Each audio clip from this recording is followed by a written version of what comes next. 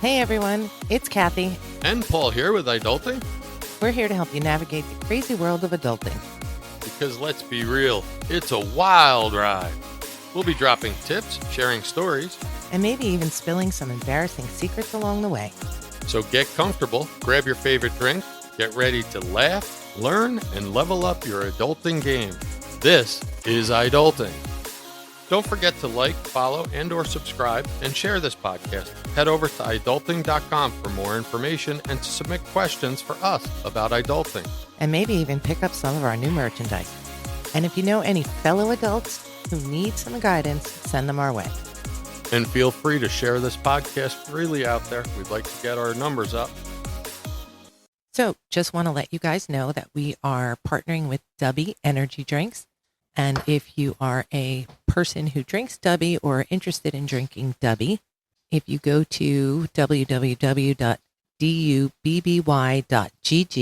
and order th, and in your discount code, type iDulting10, you'll get 10% off your purchase. Hello, welcome back.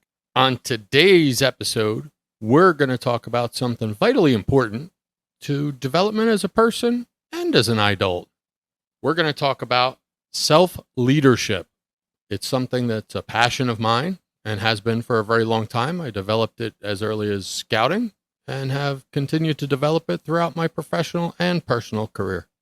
For young adults navigating the transition from structured education like high school or college to the open-ended landscape of a career and personal life, self-leadership is not just a desirable trait, it's essential. Without it, you're just going to sit around all day and binge Netflix and get nothing done. You're going to get overwhelmed with life. It's basically going to run you over. It's the internal drive that helps with purpose and resilience and achievement in a world of endless choices. And studies tell us that if you have too many choices, you get stuck. So it's vitally important that you develop your own self-leadership so you can get through these things. There's unprecedented challenges that you're going to come across.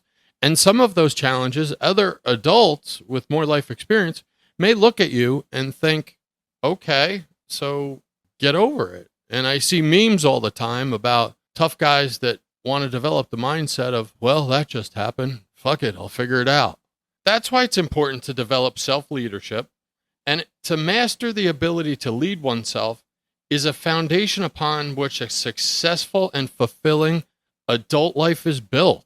It's really, really important for you guys to start figuring this out. Now, why is self-leadership crucial to young adults? It's crucial because it's the practice of intentionally influencing your own thoughts, your own feelings, your own behaviors in a way that gets you to achieve your objectives. For young adults, the importance is multifaceted, impacting everything from your career trajectory to your mental well-being. It's truly foundational for career success.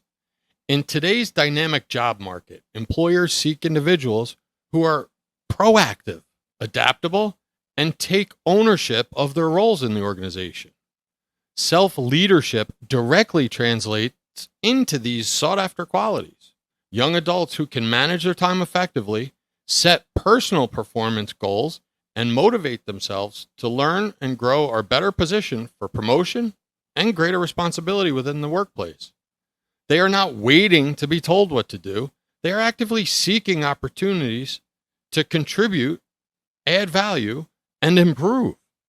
Enhanced decision-making and problem-solving. The path of a young adult is paved with critical decisions, with what career to pursue, where to live, how to manage your finances, and what relationships to create.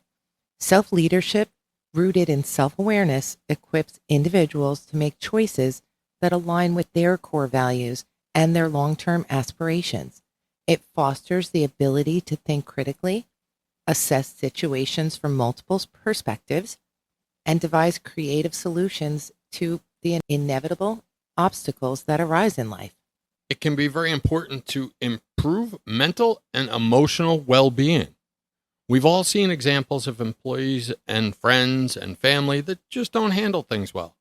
And the pressures on young adults today, they're immense. They're leading to rising rates of anxiety and stress. Self-leadership provides you powerful tools to help manage your mental health and get out of the maze of traps.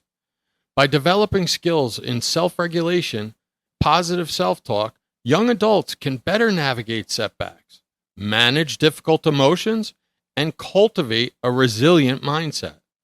This internal locus of control fosters a sense of agency over one's life. What that means is your control comes from inside. You're not waiting for someone outside to constantly tell you what to do. And I can tell you from both sides of that fence, as a supervisor, it's extremely aggravating to have robots that work for you and have to be told everything, and every day is like the first day of work again, versus the employee that takes the initiative, has internal drive, and does what needs to get done. Self-leadership is the catalyst for continuous personal development. It encourages a mindset of lifelong learning and self-improvement. Young adults who lead themselves are more likely to step out of their comfort zones, embrace new experiences, and learn from their mistakes. This proactive approach to life leads to greater self-confidence and a richer, more purpose-driven existence. And all we hear over and over is, "I have no purpose." Start self-leading. Give yourself some purpose. So that being said, if you're sitting there and you've listened this far, you must be wondering, how is it that young adults can develop this self-leadership when we went through the conveyor belt of schools and colleges and the thinking machines and got dropped out the other end without these skills? And to do that, you have to realize it's an ongoing process of practice and reinforcement. There's some actionable steps that young adults can take to cultivate it, but it takes time. It takes persistence. It takes grit. Some of the ways you guys can create self-leadership is by practicing self-reflection. Regularly set aside time to reflect on your thoughts, emotions, your strengths, your weaknesses. Journaling, meditation, or simple quiet contemplation can be powerful tools. Ask yourself probing questions. What are my core values? What truly motivates me? What are my recurring patterns of behavior? Now, this one isn't for the faint of heart, and it's sometimes awkward to even ask. You want to seek feedback. And what that means is you want to ask your coworkers, your subordinates, your supervisors, "Hey, how am I doing? What can I do better?" Actively solicit feedback from trusted mentors, peers, and supervisors. Be open to hearing how others perceive you. I got to warn you, this can sting a bit if they're being honest with you. And you have to understand a few things. First rule, don't get mad at them if they're being honest with you and they're telling you about weaknesses, because sometimes you didn't even see them coming. And they reveal blind spots and provide valuable insight of areas for growth. Set clear and meaningful goals. Define what you want to achieve in various areas of your life, your career, your education, your personal health. Use the SMART goal framework. SMART means specific, measurable, achievable, relevant, time-bound. Use this to create the clear roadmap for your efforts. You want to develop strong organizational skills. You don't want to be one of those people that looks like Pigpen from the Peanut comics, all over the place, just not put together. You never know where anything is. So you want to have really strong organizational skills. And you do that by learning to prioritize tasks, manage your time effectively, watch out for procrastination, doom scrolling, things that are going to derail you. You want to control, this is a time to control those, and create systems that support your goals. Tools like calendars, to-do lists, and project management apps can be truly invaluable in this area. Practice self-discipline. This is the ability to follow through on your commitments, even when you don't feel motivated, even when you don't want to. Start with small, consistent actions to build momentum and strengthen your self-control. And you're going to have to harness the power of constructive and imaginative thinking. You're going to do that by challenging your negative self-talk. We all have some sort of negative self-talk. Sometimes it's such a little voice in your head that you're not even aware of it until you silence and listen. And it's that one that says, "You're not good enough. You're going to fail." You know what you say to that one? good. That's fine. I'll learn a lesson and move on. So pay attention to your inner critic and actively challenge unhelpful or inaccurate thoughts. Reframe negative thinking into a more positive and empowering perspective. Visualize your success. Spend time vividly imagining yourself achieving your goals. This mental rehearsal can boost your confidence and motivation. Create a vision board. It doesn't have to be a big 3 by 4 foot poster, but it can be something you print offline and you put in a notebook or you put in a binder. Just something that you can look through and say, that's what I really want. Can I tell you where my vision board is? Where? Pinterest. Just someone else's, or you created No, one? I created a board on Pinterest and I update it every once in a while. And at least twice a month, I take the time to look at my vision board. I made it years ago and it's very different today because a lot of the things that were on it, I achieved. You guys are going to need to embrace a growth mindset. This isn't the first time we've talked about it, and it certainly won't be the last. You want to view challenges not as insurmountable obstacles, but as opportunities to learn and grow. If at first you don't succeed, try again. If you come to a wall, understand. You can go over it, you can go around it, you can go under it. Maybe you can go right through it.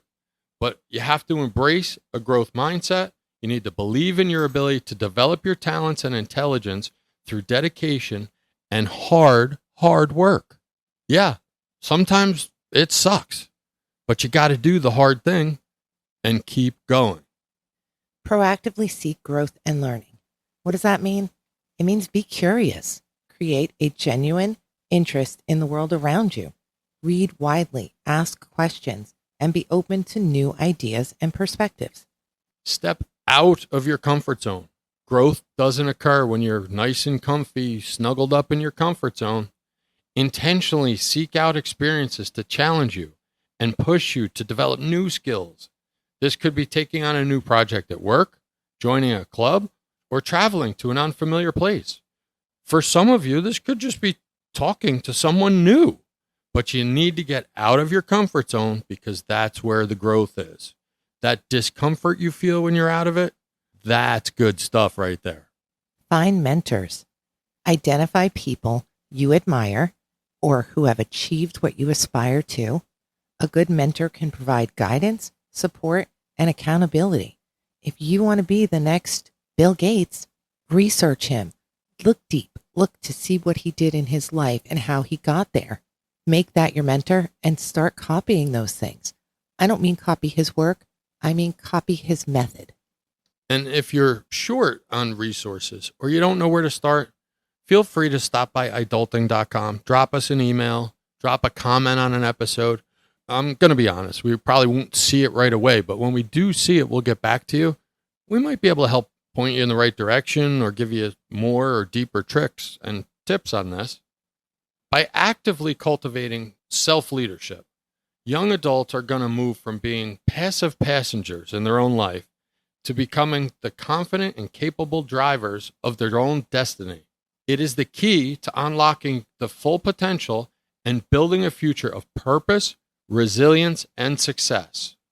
While they are often used interchangeably and are closely related, self-leadership and self-discipline are not the same thing. The most effective way to understand the difference is to think of them in terms of strategy versus tactics. This is a sentinel part of it, guys.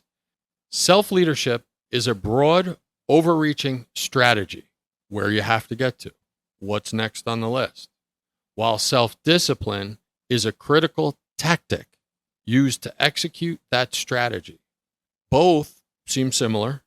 Both sometimes are hard and suck. But one, self-discipline, leads to self-leadership. Self-leadership is a comprehensive process for influencing yourself to establish the direction and motivation needed to achieve your goals. It answers the big picture questions. What should I be doing? And why is this important to me? It involves a high degree of self-awareness, understanding your strengths, weaknesses, and motivations to set a meaningful direction in your life. A person practicing self-leadership doesn't just do things, they do the right things for the right reasons, even when no one is watching. Now that was the what and the why. And here's the how. Which is self-discipline, guys. So we have the what and the why in the self-leadership. Self-discipline is the how. And like I said, sometimes it just comes down to getting through the grit, embracing the suck, and doing the hard. Self-discipline is the ability to control your impulses, emotions, and actions, to stay on track and follow through on direction you have set. It is the engine of execution that powers self-leadership. Self-discipline answers the tactical question, how will I get this done? You want to stick to the plan, even when it's hard. It's about resisting distractions, overcoming procrastination, and demonstrating willpower and resolve. Self-discipline is what makes you go to the gym, even when you don't feel like it, or finish that project instead of watching another episode of a show. So there's an interesting analogy that can be made. It's the CEO and the manager. Think of yourself and all your endeavors as a company. Your self-leadership is the CEO. The CEO is responsible for setting the company's vision, defining its mission, and deciding on the major strategic goals.